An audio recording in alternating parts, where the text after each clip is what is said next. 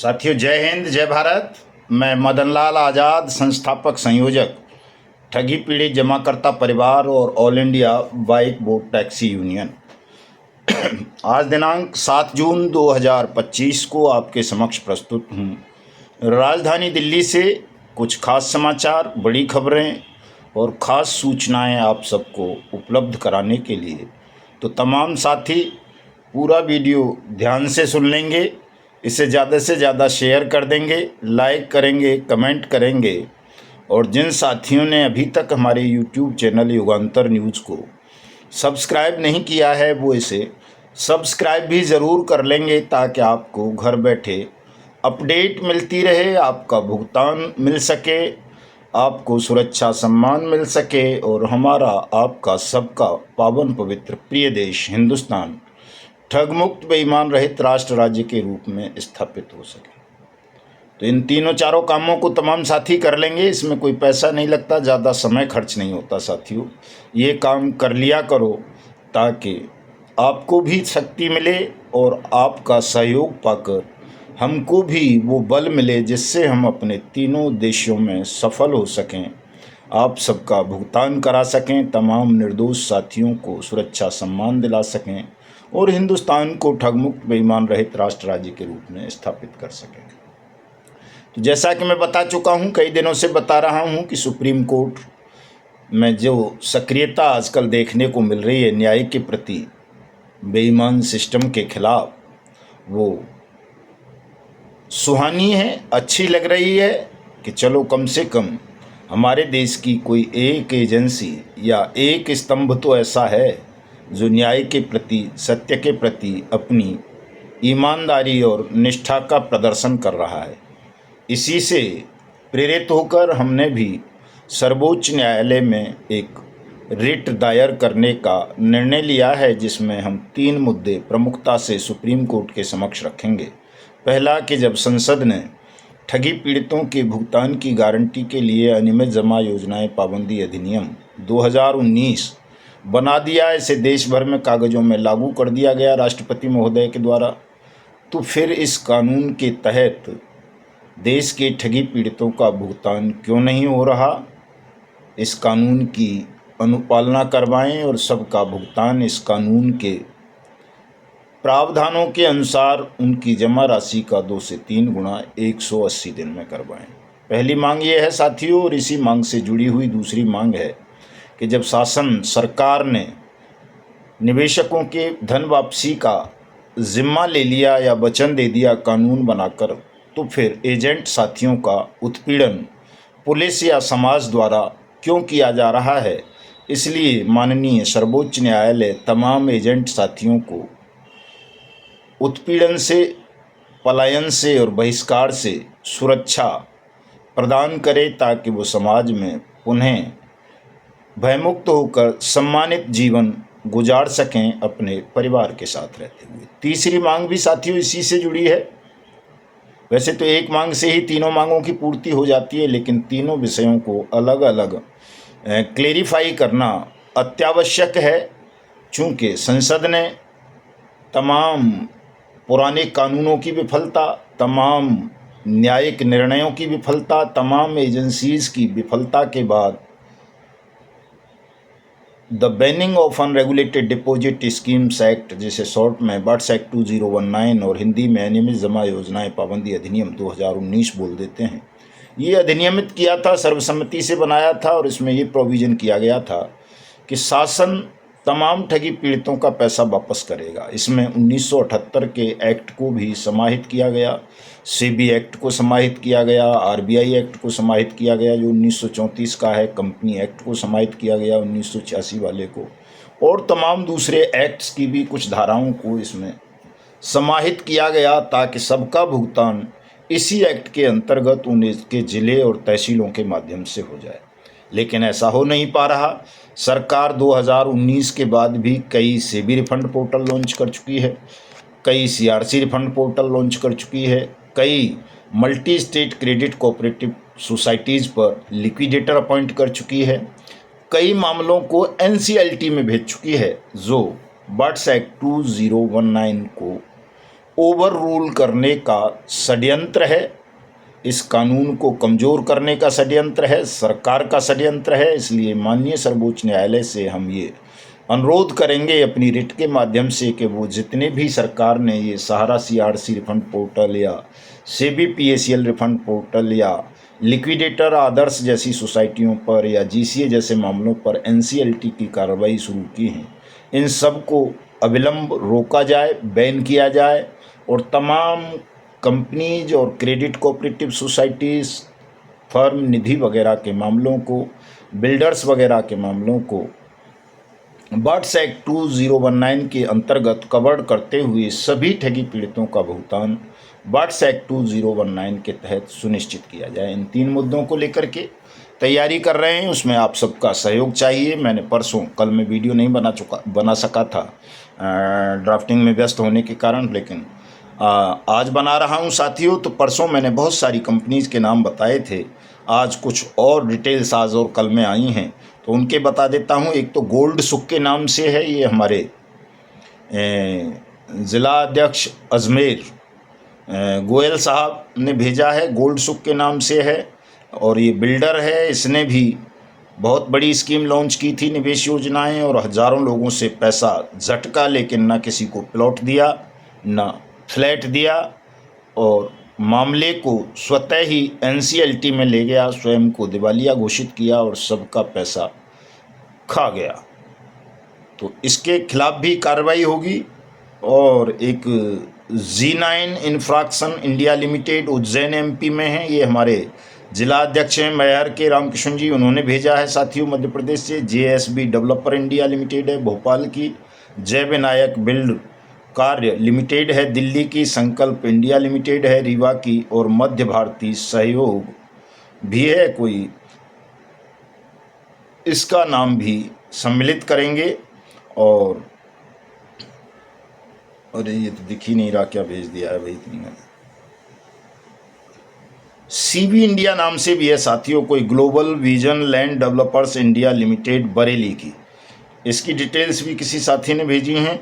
और एक JKMM है I2 consultancy private limited Ahmedabad. और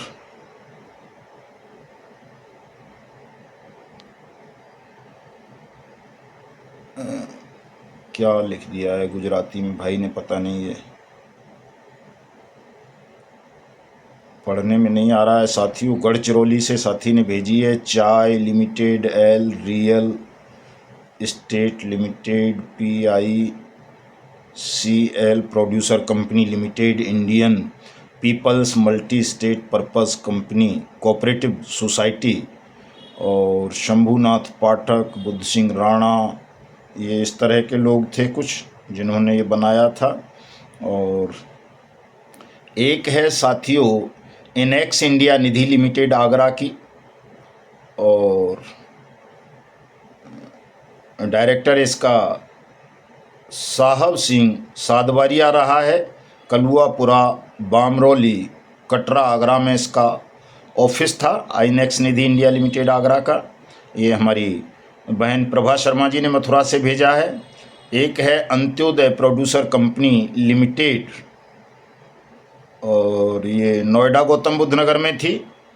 साईं प्रकाश प्रॉपर्टी डेवलपमेंट लिमिटेड कंपनी जो बघेल की थी, उसी ने इसको भी चालू किया था। ये हमारे महाराष्ट्र के प्रदेश अध्यक्ष आदरणीय देवराव दूधवले साहब ने भेजा है। और एक है साथियों वी बिलीवर्स लिमिटेड, ये अभी चल रही है, चंडीगढ़ में है, पहले ये दिल्ली में चलती रही थी। 11,500 रुपये में ID एक देती है। इसकी 2 स्कीम है, 23,500 की और एक 83,500 की। और कंपनी दावा करती है कि वो गारमेंट, हर्बल और FMCG के फील्ड में बिजनेस करती है, लेकिन ये बेरोजगार युवाओं को नौकरी का झांसा दे करके ठग रहे हैं। बहुत बड़ी संख्या में बेरोजगार युवा इसके ठगी का शिकार बन चुके हैं। इसी तरह की एक कंपनी की शिकायत देहरादून की मिली थी कि देहरादून में भी कुछ लोगों ने इसी तरह से सरकारी नौकरी देने के नाम पर एक कोई ट्रेनिंग सेंटर बना रखा है। हमारे अलीगढ़ के भी दर्जनों युवाओं को वहाँ जाकर ठगी का शिकार होना पड़ा और बंधक बना लेते हैं, अगर पैसा ना दें तो। इतना हीनियस क्राइम भी ठग कर रहे हैं। इसी तरह का एक मामला साथियों अभी अभी और संज्ञान में आया है कि मैनपुरी में किशनी जगह है एक, सुना होगा आपने, वहाँ पर एक कॉलेज के सामने 22 बीघा ज़मीन किराए पे लेकर ठगों ने उसमें आर्मी ट्रेनिंग सेंटर स्थापित कर दिया और हजारों युवाओं से आर्मी वगैरह में जॉब दिलाने के नाम पर फर्जी ट्रेनिंग दी गई उनको और उनसे करोड़ों रुपए की ठगी दी गई। इसमें मुकदमा दर्ज हो गया है और कुछ गिरफ्तारियां भी हुई हैं और 600 लोगों का लगभग अभी तक खुलासा हो चुका है जो ठगी के शिकार बने हैं। अरविंद पांडे नाम का कोई ठग था जिसने आर्मी के नाम पर ये फर्जीवाड़ा किया है, तो आर्मी के नाम पर भी फर्जीवाड़ा चल रहा है। रामलला के भोग के बड़ा फर्जीवाड़ा हो गया था ऑनलाइन, आपको पता ही होगा। और एक और मामला गाज़ियाबाद में आया है साथियों, 20,000 से ज़्यादा ऐसे विवाह रजिस्टर्ड कर दिए गए जो फर्जी थे। तो ठगों का आतंक देश में आप समझ सकते हो कि किस तरह से बढ़ता जा रहा है। कोई भी फील्ड, कोई भी क्षेत्र ऐसा नहीं बचा है जहां ठगी ना हो रही हो, और साइबर ठगी तो रिकॉर्ड तोड़ चुकी है। रोज़ाना अरबों खरबों रुपए की ठगी की जा रही है। एक वकील साहब का मामला आया है साथियों, फर्जी कोर्ट दिखाई गई, फर्जी जज बनाए गए, फर्जी वारंट, फर्जी रिहाई आदेश और लगभग 1 करोड़ रुपए एक वकील साहब से ठग लिए गए साथियों। उत्तर प्रदेश में शाहजहांपुर एक जगह है, वहाँ का केस है। ऐसा एक और महान ठग हमारे देश का, सब जानते होंगे आप उसको, विजय माल्या, किंगफिशर वाला। एयरलाइन थी, बियर थी, विस्की थी, दुनिया भर के वो थे उसका एक इंटरव्यू वायरल हो रहा है, लंदन में दिया है उसने कहा है साहब मैं तो प्रणब मुखर्जी साहब को मिला था और जो तत्कालीन वित्त मंत्री था अरुण जेटली जो मर गया है, शायद प्रणब मुखर्जी भी मर गए, अब तो दोनों ही मर चुके हैं, उन दोनों को बता के गया था मैं तो लंदन में, कोई भगोड़ा थोड़ा ही था। तो विजय माल्या की बात में तो दम है कि बिना राजनीतिक संरक्षण के, बिना शासन के संरक्षण के ठग देश छोड़ के कैसे जा सकता है। जब कोई ठगी नहीं कर सकता देश में शासन के संरक्षण के बिना, तो देश छोड़कर के कोई भाग जाए, लोगों का अरबों खरबों रुपए लूट कर, बैंकों का पैसा भी तो हमारा ही होता है, चूँकि हमारा ही रखा होता है, उसमें भी देश का ही पैसा है वो, तो ये संभव नहीं है।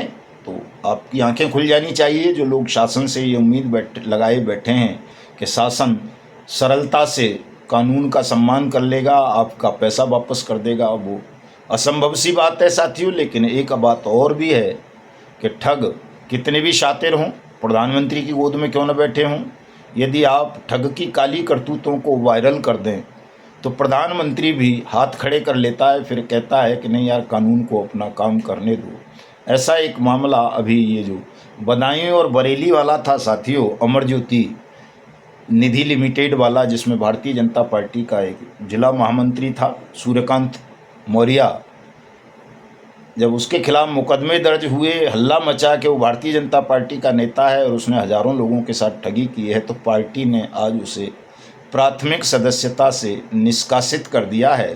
तो जिन ठगों को ऐसा लगता है कि हम तो सरकार की गोद में बैठे हैं, सरकारी पार्टी के नेता हैं, ठगी करके बच जाएंगे, तो बचेगा कोई नहीं भाई, सबको दंड भोगना पड़ेगा, भयावह दंड भोगना पड़ेगा। चूँकि केवल सरकार ही नहीं है, अब हमारा संगठन ठगी पीड़ित जमाकर्ता परिवार भी है, हम भी हैं, जो हिंदुस्तान को ठगमुक्त बेईमान रहित राष्ट्र राज्य के रूप में स्थापित करने की शपथ ले चुके हैं, संकल्प ले चुके हैं। एक भी ठग को बचने नहीं देंगे, चाहे वो किसी की गोद में बैठा हो, कितना भी ताकतवर हो, चाहे वो फर्जी शादियाँ करने वाला हो, फर्जी फ्लैट बेचने वाला हो, फर्जी रोज़गार देने वाला हो, या स्वयं फर्जी कर्मचारी लग गया हो कहीं, या फिर वो कोई फर्जी निवेश स्कीम चला रहा हो, पूंजी स्कीम चला रहा हो, जमा योजनाएं चला रहा हो, बीमा कर रहा हो, या कुछ और कर रहा हो, भले ही वो प्रधानमंत्री के नाम पर क्यों न कर रहा हो, लेकिन हम उसको बचने नहीं देंगे, उसको सज़ा दिलाएंगे, दंडित कराएंगे। बॉट्स एक्ट की अनुपालना सुनिश्चित कराएंगे और देश के प्रत्येक ठगी पीड़ित का एक एक पैसा उसे वापस कराएंगे। ये हमारा संकल्प है, जिद है, शपथ है और इसे पूरी होने से दुनिया की कोई भी ताकत, कोई भी ठग, कोई भी शासन रोक नहीं पाएगा। ये तय है साथियों। तो सब लोग निश्चिंत होकर, तनाव मुक्त होकर के लगिए। एक बड़ी सफलता हमारे संगठन को करौली में मिली है। राजस्थान का जिला है करौली, जहाँ से हमारे प्रदेश प्रवक्ता ब्रजमोहन योगी साहब आते हैं। छोटे लाल प्रजापति जी वहाँ के जिला अध्यक्ष हैं। एसपी करौली ने अपने अधीनस्थ तमाम थाना अधिकारियों को निर्देशित कर दिया है कि वो कैंप लगाकर ठगी पीड़ितों के आवेदन लें, उनको राहत प्रदान कराएं, विशेष ध्यान देकर निस्तारण करें और 3 दिवस के अंदर अंदर तमाम प्राप्त आवेदनों को सूचीबद्ध करके एसपी कार्यालय भेजें। बहुत अच्छा आदेश है। ये आदेश पूरे देश में होने चाहिए। सभी पुलिस प्रमुख साहिबान को इस तरह के आदेश करने चाहिए, जिला प्रशासन को भी करने चाहिए, चूँकि कानून यही कहता है और समय की मांग भी है कि अगर आपने ठगी पीड़ितों का भुगतान विधि सम्मत तरीके से नहीं किया तो ये ठगी पीड़ितों की जो एकता निरंतर बढ़ती जा रही है, सक्रियता बढ़ती जा रही है, ये बेईमान सिस्टम के लिए काल बन जाएगी। कोई भी सिस्टम इसको संभाल नहीं पाएगा। तो इसलिए आप जो भी शासन प्रशासन में कानून की कुर्सियों पर बैठे हैं, न्याय की कुर्सियों पर बैठे हैं, वो अविलंब बॉट्स एक्ट 2019 की अनुपालना सुनिश्चित करें, अन्यथा हम राष्ट्रव्यापी आंदोलन करेंगे, पूरे सिस्टम को नेस्तनाबूद करेंगे, देश में जनता की सरकार बनाएंगे, एक ईमानदार सिस्टम देंगे। बॉट्स एक्ट 2019 और भारतीय न्याय संहिता 2023 की धारा 111 का बिल्कुल पारदर्शी, निष्पक्ष, सख्त क्रियान्वयन सुनिश्चित करके उन तमाम लोगों को सजाए मौत दिलाएंगे जो शासन में बैठे हों, प्रशासन में बैठे हों, समाज में बैठे हों, उद्योगों में बैठे हों या भारत को ठग कर, लूट कर विदेशों में भाग गए। ये तैयारियां हम पूरी ताकत के साथ कर रहे हैं और 31 जुलाई का समय हमने महान क्रांतिकारी शहीद आज़म ऊधम सिंह जी की पुण्यतिथि पर कर दिया है कि 31 जुलाई को पूरा हिंदुस्तान चक्का जाम करेगा, रेल रोकेंगे, एयरपोर्ट घेरेंगे, संसद घेरेंगे और सबसे बड़ा कार्यक्रम आगरा दिल्ली हाईवे पर भगवान श्री कृष्ण की जन्मभूमि मथुरा फरे पर आयोजित किया जाएगा। मैं आप सबका आह्वान करता हूं कि तमाम साथी फरे पधारेंगे 31 जुलाई को सुबह 10 बजे, चूँकि वहाँ KBCL कल्पतरु के मालिक श्री कृष्ण राणा की, जय कृष्ण राणा की बहुत सारी संपत्तियां हैं, कल्पवट की बहुत सारी संपत्तियां हैं, साईं प्रसाद की बहुत सारी संपत्तियां हैं, PACL की संपत्तियां हैं वहाँ। और हिंदुस्तान की शायद ही कोई ठग कंपनी हो जिसने मथुरा वृंदावन में प्रॉपर्टीज़ ना बनाई हो। तो वो हमारे पैसे की हैं, हमारे पैसे की हैं, तो उन पर पहला अधिकार हमारा है।